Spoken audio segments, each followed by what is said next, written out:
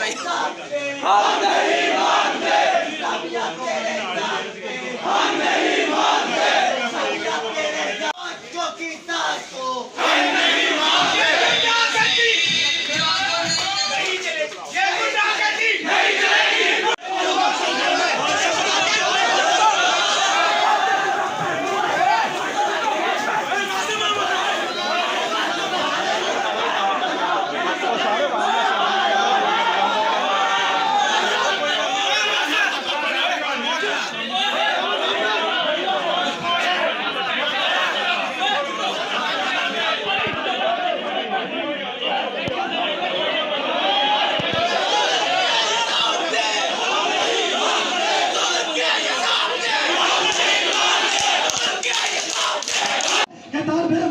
पूछेगा कि भाई बताओ, मैंने तो गैस कीमत में तुम्हें इतने पैसे दिए थे, तुम मुझे गैस क्यों नहीं दे रहे?